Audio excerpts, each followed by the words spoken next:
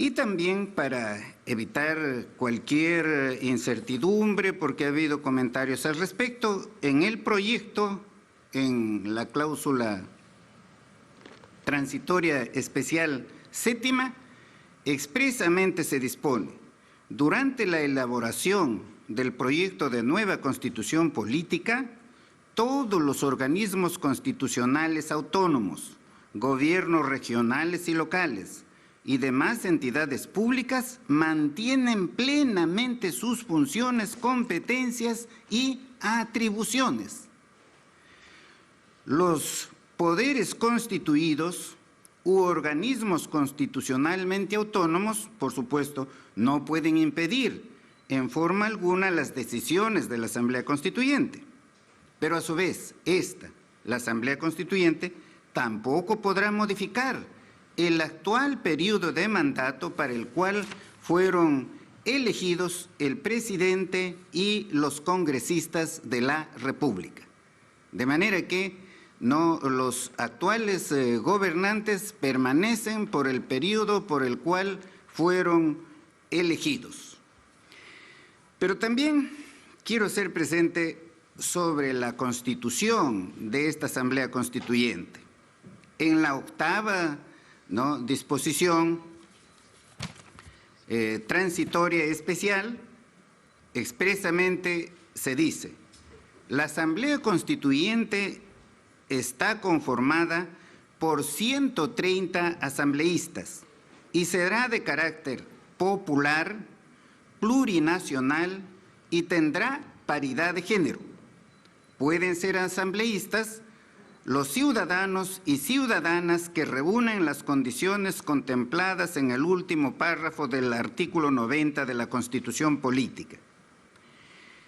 El Pleno del Jurado Nacional de Elecciones regula la forma de elección y la distribución de escaños de la Asamblea Constituyente, que deberá estar compuesta por 40% de representantes de las organizaciones políticas inscritas, el 30% por los candidatos o candidatas independientes, el 26% por representantes de los pueblos indígenas y el 4% por representantes de los pueblos afroperuanos. La elección se realizará por distrito electoral múltiple. Ustedes podrán apreciar la dificilísima situación política que vivimos, la incertidumbre que vivimos. No puede permanecer eternamente porque frena el desarrollo del país. Este sería un mecanismo mediante el cual se logra establecer esa estabilidad política que tanto ansiamos para que exista también estabilidad económica. Pero no es que el Ejecutivo esté dando una nueva Constitución, no, absolutamente falso. Nosotros solamente lo que estamos proponiendo es un proyecto de ley al Congreso para que se convoque a una Asamblea Constituyente. El Congreso de la República podrá someterlo a debate y aprobarlo, o podrá no hacer eso, como ha hecho con los distintos proyectos de modificación de la Constitución que hemos presentado. Solamente si el Congreso de la República aprueba este proyecto, entonces se tendrá que ir a un referéndum para establecer si el poder soberano, o sea, si el pueblo, opta por ir a una Asamblea Constituyente. O sea, en ese referéndum marca el sí. Entonces sí, hay Asamblea Constituyente, se tiene que convocar a la Asamblea Constituyente. La Asamblea Constituyente redacta el texto, pero eso, para que entre en vigencia, requiere ser aprobado mediante un nuevo referéndum. Solamente si es aprobado por el referéndum, entonces tendremos una nueva Constitución. Quizás esto confunda un poquito, pero aquí quiero decirles que hay dos referéndums.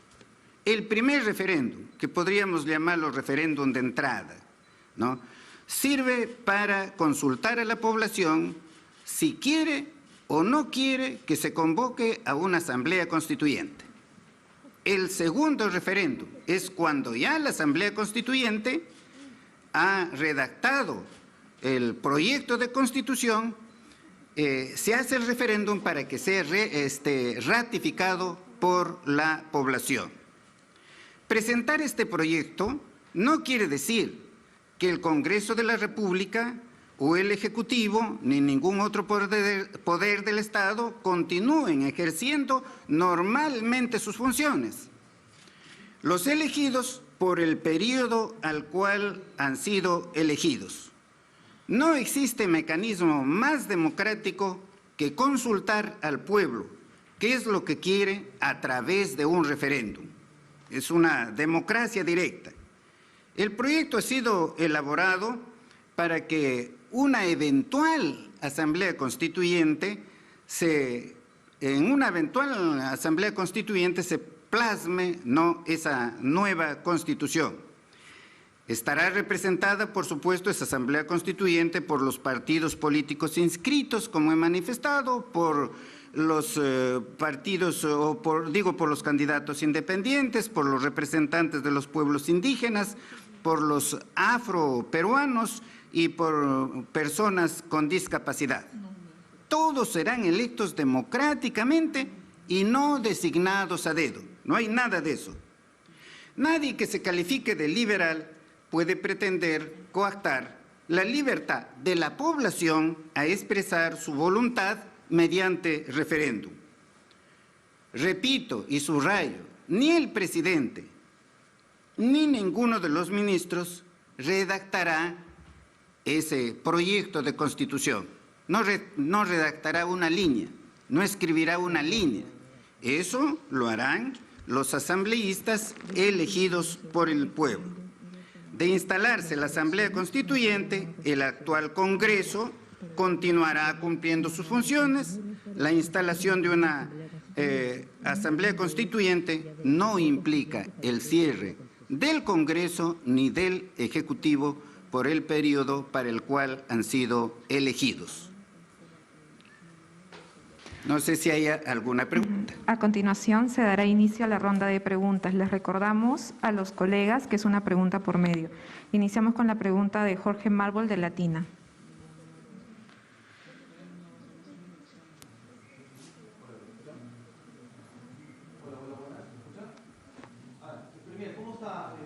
Buenas tardes. Ahí está. Usted como ministro de Justicia, también el presidente de la República, en algún periodo, ya hace algunas semanas, para ser muy puntual, usted el día 2 de marzo y el presidente el 4 de marzo, es decir, 2 días después, hablaron de que la conversación o la discusión de una Asamblea Nacional Constituyente no se iba a realizar. Es decir, era una discusión que no se iba a concretar.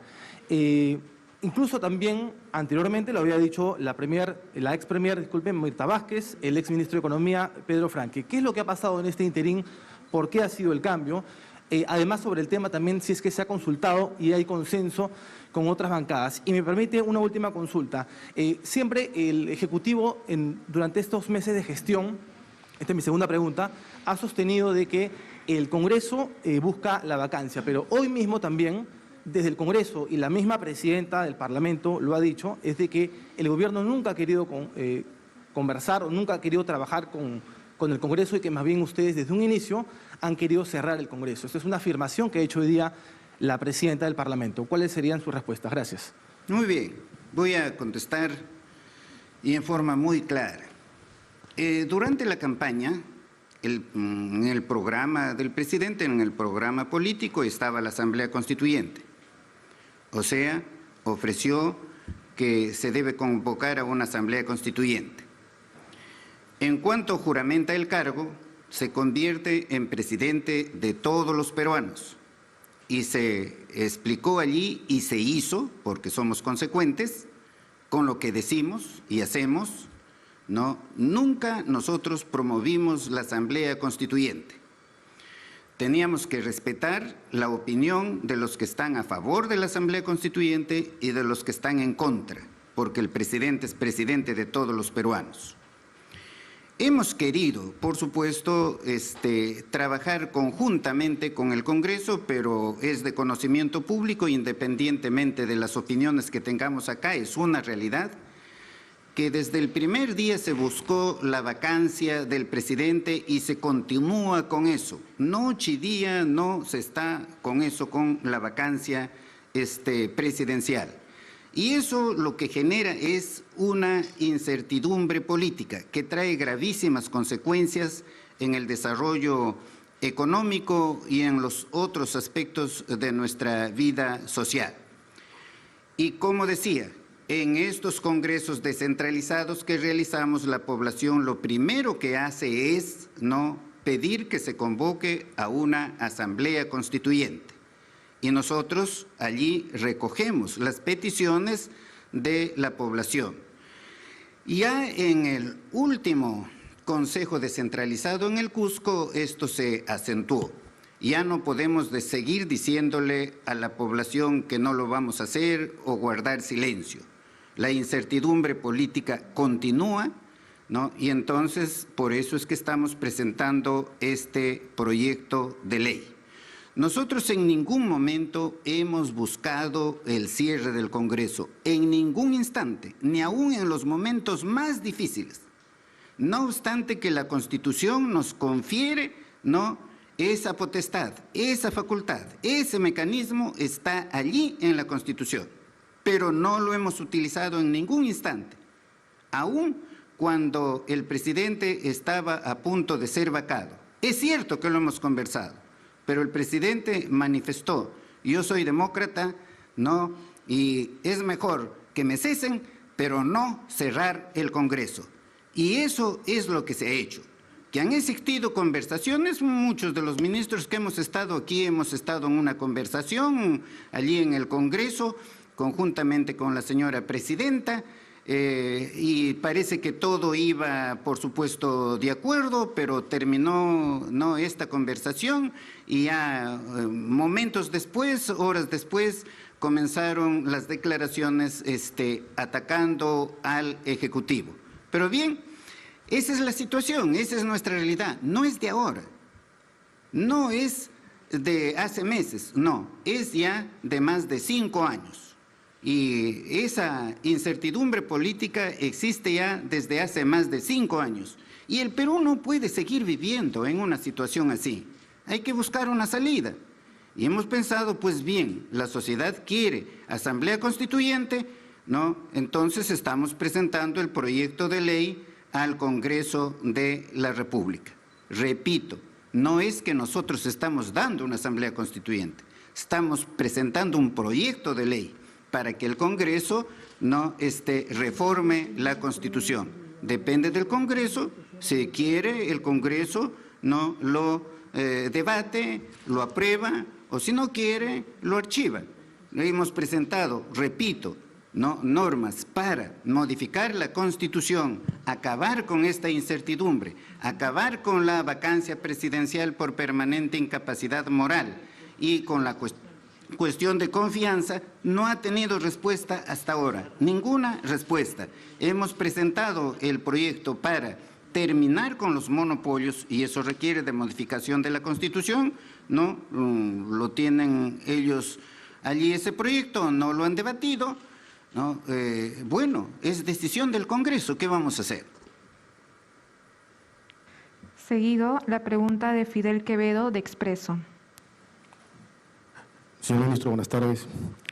La pregunta es, ¿por qué insistir en una asamblea constituyente cuando el Ejecutivo ni siquiera ha respondido a las interrogantes, a las citaciones de la Comisión de Fiscalización sobre el caso Zarratea? Y además, en todo caso, ¿por qué insistir en este proyecto cuando es improbable que el Congreso lo apruebe? Eso es todo. Sí.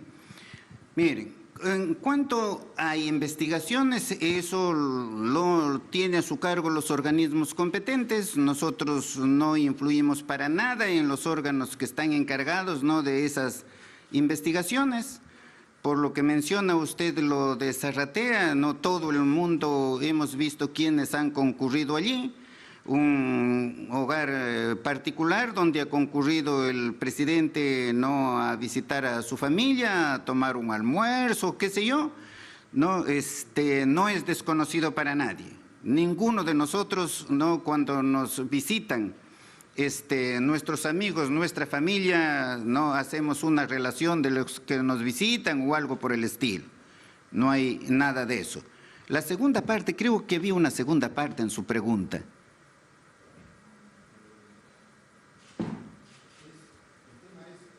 ¿Qué insistir en un proyecto, en este proyecto de ley, cuando sí, se entiende que es improbable que lo apruebe? Aún cuando sabemos que el Congreso de la República lo pueda archivar, ¿no es cierto? Es facultad del Congreso de la República, pero nosotros tenemos que cumplir con nuestro deber. Nosotros tenemos que cumplir con la petición que hace la población, un sector de la población, no digo la totalidad de la población. Y es más, yo le soy franco, ¿no? Yo soy honesto, conmigo mismo y con ustedes y con cualquier tercero. En provincias existe esto, la exigencia de que se convoque a una asamblea constituyente. Es la población mayoritaria. En Lima la población es distinta. En Lima la población es en contra de la asamblea constituyente. Pero esto se tiene que resolver democráticamente. Y esto es desde los inicios de la formación del Estado. ¿Cómo se resuelve democráticamente? Por la mayoría, que se consulte a la población si quiere o no quiere una asamblea constituyente. Y el pueblo decidirá, el poder soberano, no los poderes constituidos, que somos el Ejecutivo, el Legislativo, el Poder Judicial. Somos órganos constituidos, tenemos límites en nuestras facultades, ¿no? El poder constituyente, el poder soberano, el poder de poderes, el poder supremo no tiene límites. Ese poder supremo es toda la población. ¿Cómo se toman las decisiones allí? Por mayoría. A continuación realizará su pregunta Luis Pacheco, de Perú 21. Buenas tardes, ministro Aníbal Torres. Respecto a la Asamblea Constituyente, usted alude a la demanda de la ciudadanía para impulsar ese proyecto, pero según todas las encuestas, la Constituyente no es un tema prioritario para la mayoría de peruanos. En sesión del Consejo de Ministros descentralizado de Huancayo, todas las protestas y pedidos fueron por el alza de precios de combustible y fertilizantes, no la Asamblea Constituyente. En Cusco, la Asociación de Agencias de Turismo acusó al mandatario de manipular las protestas para anunciar referéndum y propiciar el cambio de constitución. Usted también alude a la inestabilidad política, pero en realidad eso sería causado por el constante cambio de ministros. Yo quisiera preguntarle si el proyecto de Asamblea Constituyente ha sido una indicación expresa de Vladimir Cerrón, quien estaría poniendo la agenda de gobierno, y si usted podría negar que hubo influencia o presión del secretario general de Perú Libre en impulsar ese proyecto. Gracias. Bueno, no hemos tenido conversación alguna con el señor Cerrón. No tenemos conversaciones, vinculaciones con el señor Cerrón. Es cierto que hay una serie de necesidades que son prioritarias, ¿no?, para atenderlas. Pero también hay frenos constitucionales que no nos permiten. Imagínese usted, los monopolios, los oligopolios. Simplemente les pongo como un ejemplo. Hemos exonerado de los tributos del impuesto selectivo al consumo a los combustibles. ¿Y qué han hecho los monopolios allí, de los grifos? Lo han rebajado un poquitito y otros no lo han rebajado nada. En una situación extraordinaria como la que vivimos, deberían rebajar el precio de los combustibles en la misma proporción del impuesto selectivo al consumo. Los monopolios son los que ejercen este tremendo poder, que también quieren, por supuesto, dominar, ¿no?, al poder político. Siempre dominaron al poder político.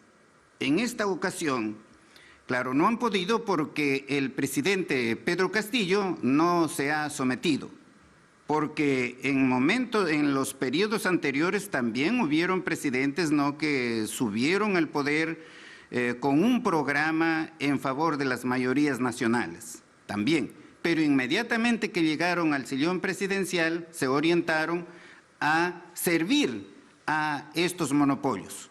Pedro Castillo no ha hecho eso, porque también tenemos que contribuir con las grandes mayorías. Pero eso no quiere decir de que hayamos establecido una política económica, un régimen económico contrario al que está señalado en la Constitución. No hemos hecho, cumplimos exactamente lo que está allí en la Constitución, ¿no? O sea, la economía social de mercado, libre iniciativa privada, propiedad individual, libre empresa, multiplicidad de partidos. Aquí no hay una economía planificada desde el Estado. En una economía planificada desde el Estado se convierte en el propietario de todos los bienes de producción y el partido político es único. Eso no hay aquí, ni en sueños, ¿no? De manera que defendemos la economía social de mercado y la vamos a defender, ¿no? Si es que la población se pronuncia por el sí a una asamblea constituyente. Lo vamos a defender, esa posición. No vamos a ir a ningún extremo, no, ni de la ultraderecha ni de la ultraizquierda, sino que sea una economía social de mercado como lo es en Alemania, en Francia, en Italia, en España, ¿no? Etcétera, en donde hay diferencias sociales, pero no con la profundidad, ¿no?, que hay aquí, ¿no? Una diferencia extrema entre unos pocos que tienen todo y otros que prácticamente no tienen derechos fundamentales. A los que tienen todo no les estamos quitando nada, simplemente les estamos diciendo paguen sus impuestos. Eso es lo que les estamos diciendo. ¿Que hay necesidad de combatir esos monopolios en la Constitución? Por supuesto que lo hay. ¿Que hay necesidad de terminar con la actividad subsidiaria económica del Estado? Hay que terminar. Porque el Estado, ustedes ven, en la mayoría de países desarrollados, tiene también actividad económica. No, Chile lo tiene con el cobre y eso le sirve muchísimo para su desarrollo, ¿no? Que hay que terminar, por ejemplo, con el artículo 62 que establece allí los contratos ley. No debemos acabar con los contratos ley, todos deben, ¿no?, participar en el mercado libremente, sin ventajas, porque participar en el mercado una empresa, por ejemplo, con estabilidad tributaria y otro que no tiene estabilidad tributaria, ¿no? Este otro no puede competir pues con el que tiene estabilidad tributaria, ¿no? O sea, hay que hacer muchas modificaciones en la Constitución, es verdad. Hay que terminar con la inestabilidad política y el acuerdo nacional, ¿no?, estableció expresamente que hay que terminar con eso. ¿Por qué dijeron que hay que terminar? Escribieron allí, yo les he leído en una oportunidad aquí, que hay que terminar con la vacancia presidencial por permanente incapacidad política y también, por supuesto, con la cuestión de confianza. Pero no sé, pues, nuestro Congreso no pone a debate esa ley, ¿no?, y menos lo va a aprobar. En fin, la población tiene razón de reclamar esto y nosotros lo que hemos hecho es recoger esa iniciativa de la población. Será el Congreso el que establezca, ¿no?, si nos vamos o no nos vamos a un referéndum para consultar a la población si la población quiere o no quiere asamblea constituyente. La última pregunta es de María Laura Galindo, de Canal N. Premier, buenas tardes. Usted nos comenta que están planteando este proyecto de ley después de que el Congreso no ha atendido las propuestas que ha hecho el Ejecutivo. Y este cambio se ha dado solamente en unas semanas, como ha hecho cronológicamente el repaso mi compañero, de este cambio que no era una prioridad la Asamblea Constituyente ni el cambio de Constitución y ahora sí. Queremos saber qué va a pasar si es que el Congreso rechaza este proyecto de ley que ustedes están enviando. ¿Cuál va a ser el paso siguiente del Ejecutivo en caso se rechace? Esa es una pregunta. Y la segunda pregunta es sobre lo ocurrido, ya cambiando un poco de tema, sobre la acción del Ejecutivo de parte del Ministerio de Salud en la aplicación de la vacuna Moderna a 140.000 ciudadanos este doble de dosis que se les ha aplicado fuera de los lineamientos que estaban dentro de lo que establece la vacuna Moderna. ¿Va a haber algún mea culpa del Ejecutivo, además de la conferencia de prensa que se dio recién por el Ministerio de Salud? ¿Va a haber alguna acción de investigación? ¿Se van a identificar responsables sobre esto? Bien, si el Congreso rechaza el proyecto que hemos presentado, nuestra actitud va a ser igual, la misma que cuando el Congreso no somete a debate los proyectos de modificación de la Constitución que hemos presentado. O sea, no va a haber nada frente a ese rechazo. El Congreso lo decide.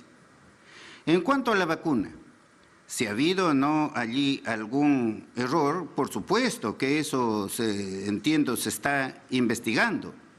Y si hay negligencias, por supuesto, se tendrá que sancionar. Pero el ministro de Justicia podría decir algo, o digo de Salud, ¿podría decir algo al respecto? Buenas tardes, señor Premier. Buenas tardes, señores ministros. Buenas tardes, señores periodistas. Como todos tienen conocimiento, ya se llevó una conferencia. Se ha quedado claro que acá no hubo un error. No es solamente una palabra clave que ustedes tienen que recordar, y yo creo que como periodistas, muchos de ustedes saben la palabra en inglés, que es booster.